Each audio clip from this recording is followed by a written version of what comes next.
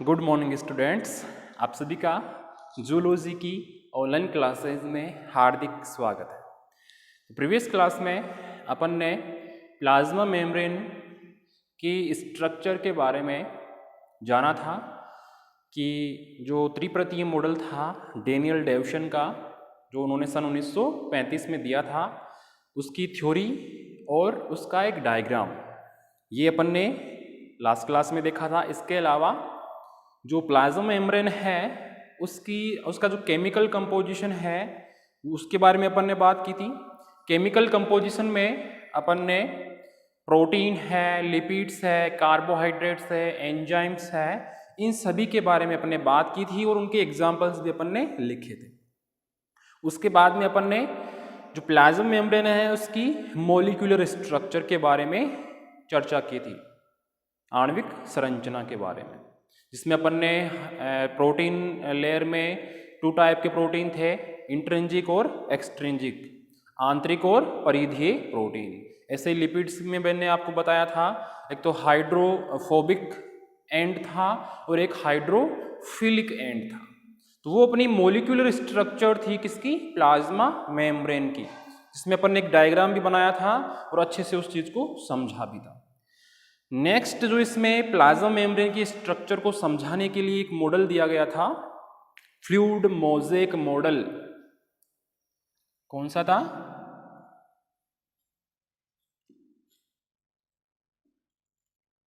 Fluid mosaic model of plasma membrane.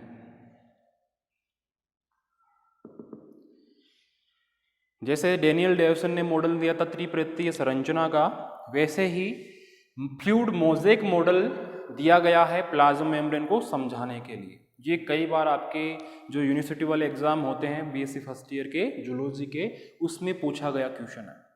छोटा question भी ये बनता है कि प्लाज्मा मेम्ब्रेन को समझाने के लिए फ्लूइड मोज़ेक मॉडल सबसे पहले या किस वैज्ञानिक ने दिया था? तो आपने नाम सुना होगा,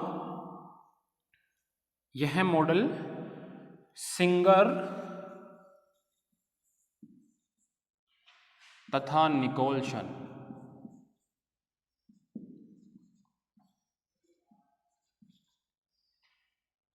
सिंगर तथा निकोलसन ने सन 1972 ईस्वी में 1972 में, तो ये चीज़ आपने पहले भी पढ़ी होगी, वो चीज़ें रिपीट हो रही है। सिंगर तथा निकोलसन नामक वैज्ञानिक ने सन 1972 में प्लाज्मा मेम्ब्रेन को समझाने के लिए या उसकी संरचना को समझाने के लिए फ्लूइड मोज़ेक मॉडल दिया था। फ्लूइड मोज़ेक मॉडल दिया था। अब अपन जानेंगे कि ये फ्लूइड मोज़ेक मॉडल है क्या। तो ध्यान से सुनना, कोई भी जो मेम्ब्रेन्स है, या अपन बोले कि समस्त जो बायोलॉजिकल मेम्ब्रेन्स हैं, समस्त जितने भी जीव है उनकी जो बायोलॉजिकल या जैविक जो मेम्ब्रेन है वो किस रूप में पाई जाती है? अर्ध तरल, सेमी लिक्विड। अर्ध तरल जिसे बोलते हैं सेमी लिक्विड, अर्ध तरल। यानी मैं कह रहा हूं, इस मॉडल के अनुसार समस्त बायोलॉजिकल मेम्ब्रेन्स की जो संरचना है, जो स्ट्रक्चर है, वो अर्ध तरल या सेमी लिक्विड प्रकार की होती है, जिसमें लिपिड एवं आंतरिक प्रोटीन, जिसमें लिपिड एवं आंतर का मतलब है यहां से इनर प्रोटीन से, इनर प्रोटीन। अपने 2 टाइप के प्रोटीन बताए थे, एक तो आउटर लेयर वाले आउटर प्रोटीन और एक इनर लेयर वाले आंतर प्रोटीन।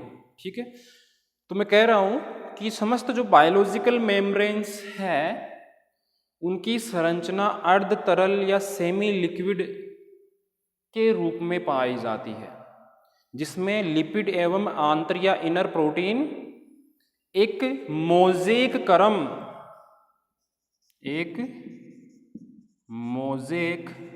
क्रम, इंग्लिश में बोले तो मोज़ेक सीक्वेंस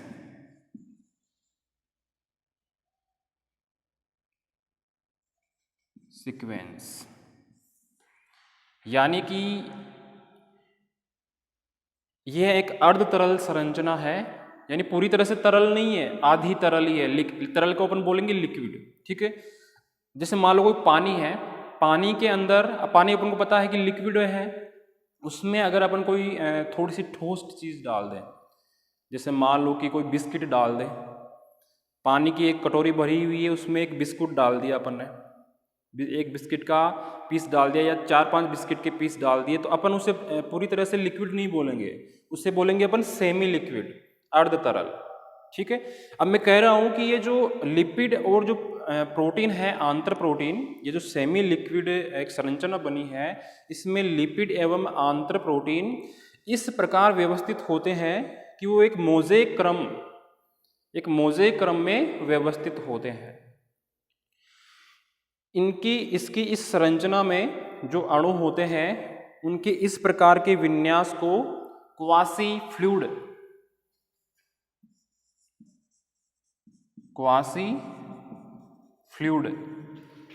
या सेमी लिक्विड,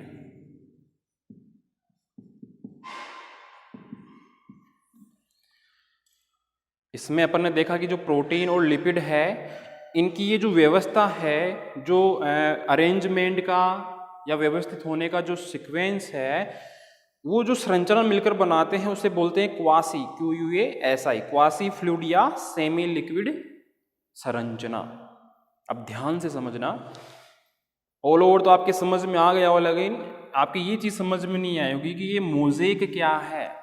मोज़ेक को मैंने समझाने के लिए भी पानी वाला एग्जाम्पल लिया है कि कोई कटोरी में पानी लिया, उसमें अपन 2-3 बिस्किट के पीस डाल दें तो उसे अपन पूरी तरह से लिक्विड नहीं बोलेंगे, क्योंकि उसमें अपन ने क्या डाला है, एक प्रोटीन के रूप में, एग्जाम्पल ले रहा हूँ, माना कि प्रोटीन के रूप में, आंतर प्रोटीन के रूप में या इनर प्रोटीन के रूप में अपन ने उसमें क्या डाला है, प्रोटीन डाल दिया है उस लिक्विड में, तो इसे अपन क्या बोलेंगे, सेमी लिक्विड।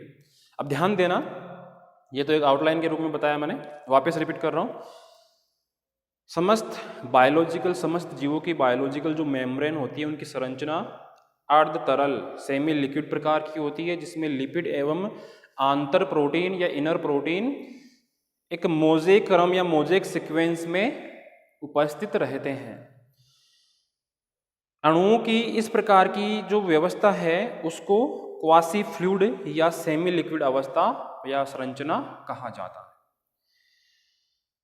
अब ये जो प्लाज्मा मेम्ब्रेन है, इसमें तरलता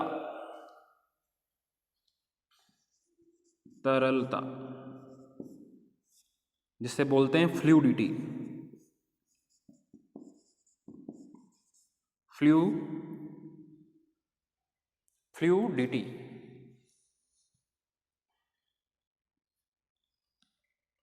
और तरलता, यानी कि जो प्लाज्मा मेम्ब्रेन है वो लिक्विड जैसे पानी होता है वैसी होती है। इसीलिए मैं बोल रहा हूं कि जो प्लाज्मा मेम्ब्रेन है उसमें तरलता या फ्लूइडिटी पाई जाती है।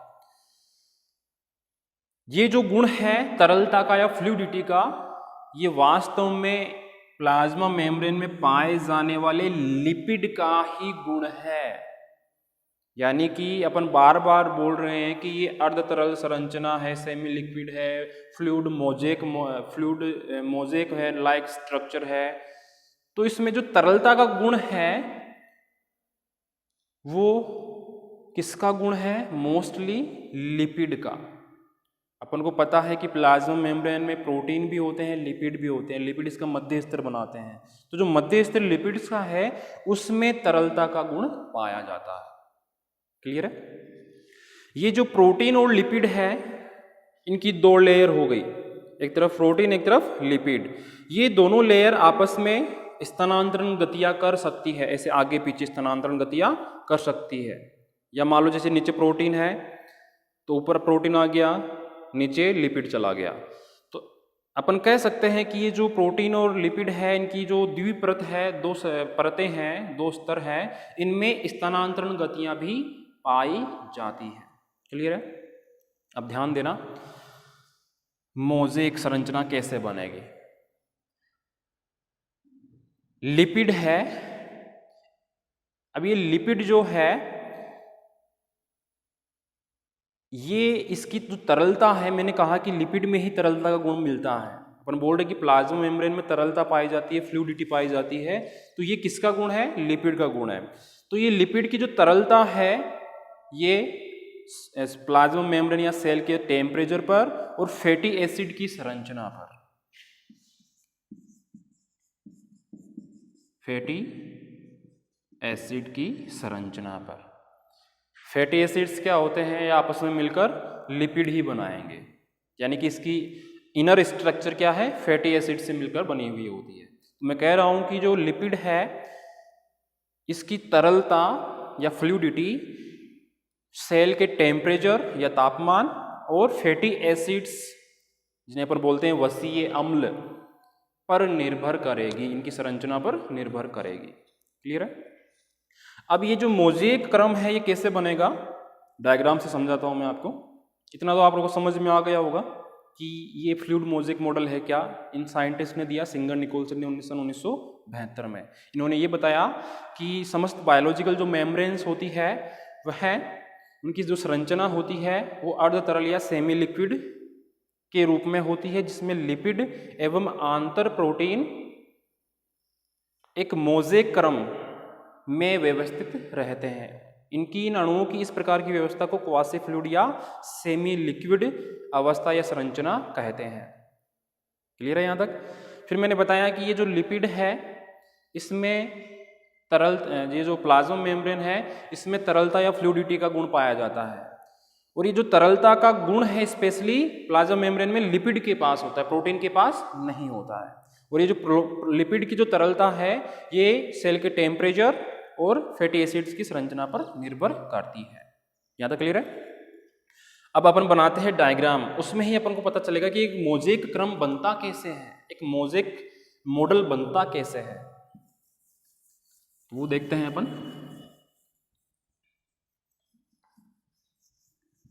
सिंपल सा डायग्राम है इसका, ध्यान देना।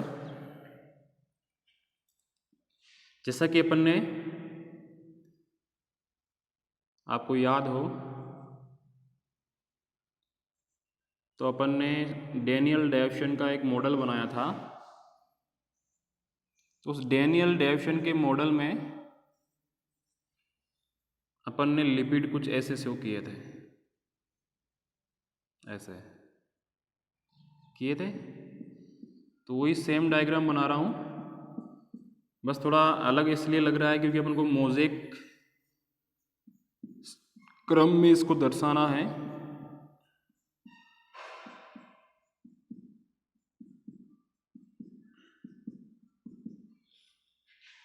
सेम ऐसी ही लेयर एक और बनानी है अपन को।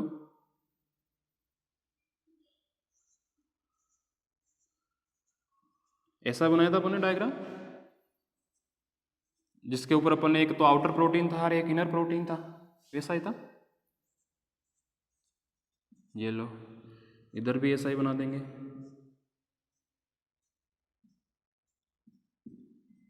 इस डायग्राम से अपन को ये पता चल जाएगा कि ये जो फ्लूइड मोज़ेक मॉडल है इसमें ये मोज़ेक संरचना कैसे बनाई जाती है, उसका अपन को पता चल जाएगा। तो अपने ये जो मॉडल है सिंगर निकोलसन का आसानी से समझ में भी आ जाएगा। ऐसा ही डायग्राम आपने बीएससी क्या 11th-12th में बनाया होगा आपके सिलेबस में अगर हो तो। ये तो अपने बना दी क्या, लिपिड लेयर, ठीक है। अब मैं बना रहा हूँ, मैंने कहा था आपको कि जो सेमी लिक्विड अवस्था है जो संरचना है, जो व्यवस्था है, उसमें लिपिड में आंतर प्रोटीन, एक मोज़ेक सीक्वेंस, जैसे ये हो गया प्रोटीन, ये हो गया प्रोटीन, ये हो गया प्रोटीन, एक ये हो गया प्रोटीन, ये हो गया एक्सट्रिंजियल प्रोटीन या परिधीय प्रोटीन।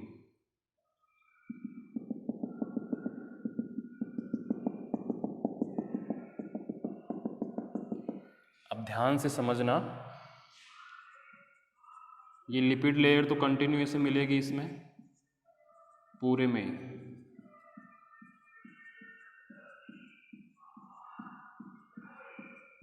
सारे मैंने लिपिड लेयर बनाई है। जो रेड मार्कर से शो किया है वो है प्रोटीन, ध्यान देना। ये तो है लिपिड बाई लेयर, ये है इसमें आंतर प्रोटीन,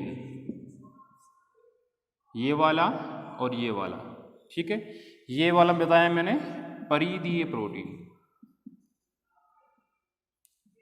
परिधीय प्रोटीन। अब ध्यान से समझना, मैंने इस मॉडल की थ्योरी में आपको ये बताया था कि यह एक सेमी लिक्विड, ये जो प्लाज्मा मेम्ब्रेन की संरचना है सेमी लिक्विड अवस्था में होती है, जिसमें प्रोटीन, जिसमें लिपिड एवं प्रोटीन मोज़ेक सीक्वेंस में उपस्थित रहते हैं। यानी कि ये जो लिपिड है, ये वाला जो दर्शाया मैंने लिपिड, इसके अंदर आंतर प्रोटीन यानी इनर प्रोटीन, इंट्रिंसिक, बताया था मैंने लास्ट क्लास में, इंट्रिंसिक प्रोटीन यह है। यानी वापस रिपीट कर रहा हूं, लिपिड लेयर में आंतर प्रोटीन या इंट्रिंसिक प्रोटीन इस तरह से समाकलित होते हैं या इस तरह से व्यवस्थित होते हैं कि वह एक मोज़ेक स्वरूप उसे प्रदान करते हैं। जैसे ये लिपिड है, अपन बोल रहे हैं कि इसमें तरलता का गुण होता है, वही पानी वाला एग्जाम्पल, पानी है उसमें अपन ने 3-4 बिस्कुट डाल दिए, ये पानी है, इसमें ये जो पीस है प्रोटीन के, ये बिस्किट मान लो आप, तो ये जो क्रम होगा इसे अपन बोलेंगे मोज़ेक क्रम, मोज़ेक जैसा दिखता है अपन को ये, इसलिए इसका नाम क्या है, मोज़ेक मॉडल, ठीक है। क्योंकि इस अर्ध तरल संरचना में ये जो प्रोटीन है, प्रोटीन भी कौन से हैं, आंतर प्रोटीन या इंट्रिंसिक प्रोटीन, यह एक मोज़ेक सीक्वेंस के इसके अंदर धसे हुए होते हैं, किसके अंदर, लिपिड लेयर या बाइलेयर के अंदर, इसीलिए इसका नाम क्या है, मोज़ेक मॉडल। यहाँ पे मैंने दर्शाया है परिधीय प्रोटीन या एक्सट्रिंसिक प्रोटीन, ये बाहर की तरफ है इसीलिए इसका क्या नाम है, परिधीय प्रोटीन, क्योंकि ये परिधि की तरफ है। तो ये है एक fluid mosaic model plasma membrane को समझाने के लिए, जो किन्होंने दिया था, सिंगर तथा निकोलसन ने सन 1972 में। ध्यान इतना ही रखना है इसमें कि जो मोज़ेक फ्लूइड मतलब लिक्विड जैसा, मोज़ेक मॉडल यानी कि लिपिड के अंदर जो आंतर प्रोटीन है, जो इंट्रिंसिक प्रोटीन है, वो उसके अंदर मोज़ेक क्रम में धसे हुए रहते हैं, इसलिए इसका नाम क्या रख दिया सिंगर निकोलसन ने, फ्लूइड मोज़ेक मॉडल। क्लियर है। तो ये था प्लाज्मा मेम्ब्रेन का फ्लूइड मोज़ेक मॉडल, अच्छे से पढ़ लेना, डायग्राम भी आपको बनाना है, अगर कुछ समझ में नहीं आया तो इसमें आप पूछ लेना। ऐसा ही एक मॉडल आपने पढ़ा होगा, यूनिट मेम्ब्रेन,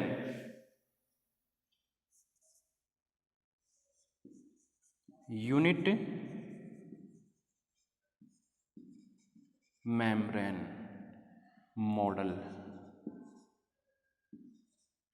या हिंदी में बोले तो इकाई कला, इकाई कला अवधारणा या मॉडल। इसके बारे में पूछ लिया जाता है कि यह मॉडल सबसे पहले किसने दिया या किसने इसकी खोज की, तो इसके खोजकर्ता थे या इसके साइंटिस्ट थे रॉबर्टसन,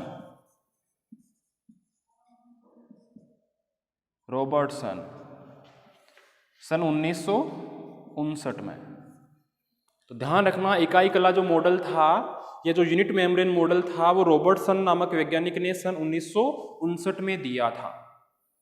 अब आपसे पूछ ले कि ये यूनिट मेम्ब्रेन मॉडल है क्या, तो सेम वही इसमें अपन को डायग्राम बनाना है जो अपन ने डेनियल डेविसन के त्रिपरतीय मॉडल में बनाया था, और वही की वो कहानी इसमें लिखनी है और कुछ नई बात नहीं है।